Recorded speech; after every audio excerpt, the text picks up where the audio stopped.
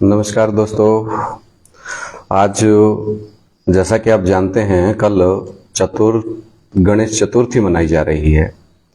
गणेश चतुर्थी मनाई जा रही है तो आज का मेरा विषय ये है कि सनातन प्रकृति के अनुसार जो हमारे रीति रिवाज हैं उसके अनुसार किसी भी देवी देवता का जब मूर्ति स्थापन होती है तो पहले उसकी फेरी निकालते हैं, उसकी पूजा अर्चना करते हैं और पूजा अर्चना करने के बाद मंदिर में स्थापन कर दिया जाता है। लेकिन यहाँ ये देखा जा रहा है कि मूर्ति पूजा करते हैं गणेश जी की मूर्ति पूजा के बाद उसका सागर में विसर्जन कर दिया जाता है। कि गणेश जी का ऐसा क्यों हुआ कि उनकी मंदिर में स्थापना नहीं की गई बल्कि विसर्जन कर दिया गया, ऐसा क्यों किया? और मेन बात तो यह है कि शायद ऐसा इसलिए हुआ क्योंकि हमने उनको भगवान तो माना, भगवान समझ करके पूजा करते रहे, लेकिन अंततः पता चला कि वाकई में ये परमपिता परमात्मा साक्षात में नहीं है।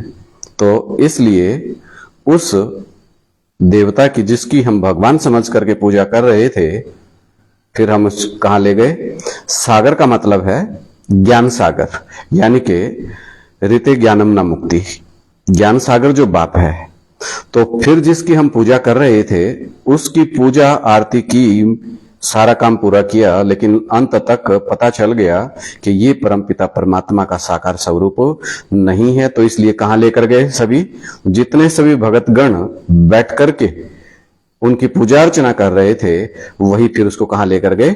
समुद्र में, सागर में लेकर के गए और जाकर के सागर में विसर्जन कर दिया।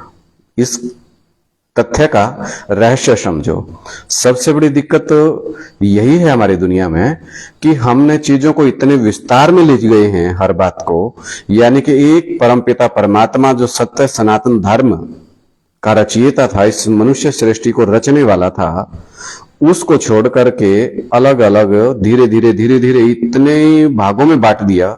सनातन धर्म को ही बांट दिया, कहते तो हिंदू हैं, लेकिन सब ने अलग अलग मठ पंथ संप्रदाय अलग अलग बना दिया, जिसके कारण आज ये सबसे बड़ी दिक्कत आ रही है कि हम भगवान के असली स्वरूप को भूल गए। अब समझने की बात यह है कि गणेश जी की चतुर्थी मनाई जाती है। चतुर्थी का मतलब पहले दिन जन्म, दूसरे दिन जन्म, तीसरे दिन जन्म, चौथे दिन जन्म, पांचवा, छठा, सातवां, आठवें दिन कृष्ण की मनाई जाती है और नौवें दिन राम की, यानी कि कृष्ण की जन्माष्टमी मनाई जाती है और रामनवमी मनाई जाती है। तो इनका नंबर आया चौथा। और अब इन बातों को मेरा मुख्य आधार क्या है? जो परमपिता परमात्मा ने ज्ञान दिया है, उन्होंने पूरा स्पष्टीकरण दिया है एक बात का। तो अब परमपिता परमात्मा का साकार पाठ जब चल रहा है उसको तो हम बच्चे समझ नहीं पा रहे हैं। दुनिया के सामने बार बार सूर्योदय हो रहा है, लेकिन बादल फिर आगे अड़ जाते हैं, यानी कि बादल सामने आ जाते हैं और वो सूर्य का प्रकाश को धीमा कर देते हैं। तो साथ ही वो सूर्य प्रकाशित हो रहा है, वो तो सदा चमक मारता रहता है, लेकिन अगर पर्दा पड़ा है तो हमारी आंखों पर पड़ा। वो सारा भक्ति मार्ग के टंट घंट भी उसमें एक मुख्य भाग अदा करते हैं। लेकिन भक्ति भी जरूरी है। जिनकी भक्ति पूरी हो जाती है उनको ज्ञान प्राप्त होता है। समझे साथियों? जिनकी भक्ति पूरी होगी तो उनको ज्ञान प्राप्त होगा और ज्ञान का फल, ज्ञान का मतलब जानकारी होगी तो वो परमपिता परमात्मा से डायरेक्ट मिलते हैं, यानी कि आमने सामने बैठ करके। तो भक्ति, ज्ञान और वैराग्य, 3 पॉइंट ही कहे जाते हैं। पहले भक्ति पूरी होगी, फिर ज्ञान आएगा, उसके बाद वैराग्य आएगा। जैसे गीता में भी कहा कि जब तक अर्जुन आपको इस दुनिया से मोह ममता खत्म नहीं होगी तब तक आप नई दुनिया में नहीं जा सकते, क्योंकि ये दुनिया आज बालू के रेत पर है। चलिए इस तथ्य को कहीं और भी स्पष्ट कर लेंगे। आज हम मुख्य रूप से गणेश चतुर्थी को समझेंगे, यानी कि ये चौथे नंबर का नारायण है। और इस चौथे नंबर की नारायण की कहां से पूजा शुरू होती है? द्वापर से। द्वापर से पूजा जब शुरू होती है तो द्वापर के अंत में कहेंगे, बल्कि द्वापर के अंत में द्वापर आते आते उसके अंत में इनकी पूजा होती है। पर आज के इस वीडियो के माध्यम से, ऑनलाइन आने के माध्यम से, कल आप गणेश चतुर्थी मनाएंगे। इस गणेश चतुर्थी पर आप परमपिता परमात्मा को साकार स्वरूप में जानने का प्रयत्न करेंगे। वो कैसे कि जितने भी आप गणेश जी के गुण गा रहे हैं, स्वयंभू भी कह रहे हैं, उनको त्रिनेत्री भी कह रहे हैं, उनके मंदिर भी 3-4 मंदिर देश में हैं, लेकिन जैसे शिवलिंग का मंदिर है, हनुमान का, राम का, लक्ष्मी नारायण का, ऐसे गणेश के मंदिर सार्वजनिक रूप से नहीं पाए जाते हैं। जिस प्रकार से ब्रह्मा के नहीं पाए जाते, वैसे ही गणेश जी के मंदिर भी सार्वजनिक रूप से नहीं पाए जाते हैं। तो कहीं ना कहीं एक इस वीडियोज के माध्यम से आप बार बार देख रहे हैं कि समानताओं को क्लियर कर रहे हैं, ताकि हम थोड़ा सा बुद्धि से ऊपर उठते चले जाएं। तो यहां हम देख रहे हैं कि ब्रह्मा के भी मंदिर नहीं बनते हैं और गणेश जी के भी इतने ज्यादा मंदिर नहीं बनते हैं। फिर दूसरा, गणेश जी का मुख गर्दन कटी हुई है और ऊपर क्या रखा, हाथी का सिर रखा। हाथी कैसा होता है, मोटी बुद्धि का, पावर बहुत होती है।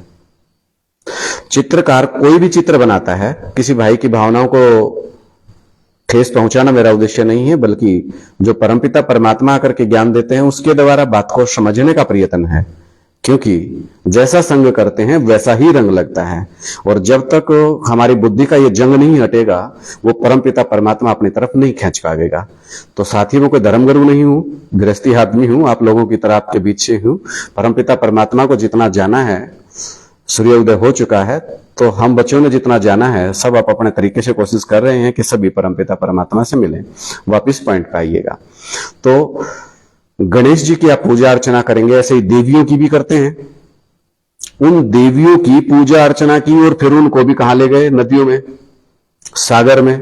हक तो बनता है सागर में ले जाने का, क्योंकि वो पतित पावन ज्ञान का सागर परमपिता परमात्मा है, जिसके अंदर ले जाकर के उसको डुबोते हैं कि भाई तू भगवान नहीं, हमारे से गलती हो गई महाराज, आप जाइए और आप भी ज्ञान स्नान करिए। इसलिए उसको सागर में डुबोते हैं कि ज्ञान स्नान करो, लो आपको ज्ञान स्नान होगा, तब आपको पता चलेगा। आप खुद बाप को नहीं जानते थे, परमपिता परमात्मा को नहीं जानते थे, और हमें भी आपने डुबो ही दिया। हमारी मन बुद्धि को भी अपने तक ही सीमित रख लिया। जैसे किसी मंदिर में जाते हैं, मंदिर में जाएंगे तो बाहर पुजारी जी खड़े, हाँ भाई जो कुछ ला रहा है वो मुझे दे दे। भगवान के पास तो फिर जाइए, पहले मेरा भोग दे दे मुझे। तो इसी प्रकार से परमपिता परमात्मा तक पहुंचने में ये देवियां, ये छोटे छोटे देव, ये मंदिर के पुजारी, ये एक सबसे बड़ी बाधा है। उससे आगे हमारी बुद्धि को नहीं जाने देते।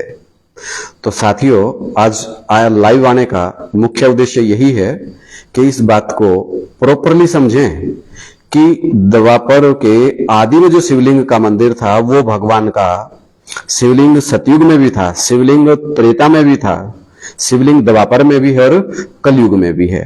लेकिन पहले सोने का, फिर चांदी का, फिर तांबे का, फिर लोहे का, चारों युगों में उसका स्वरूप बदल दिया। और आज तो काले शिवलिंग रखे हुए हैं।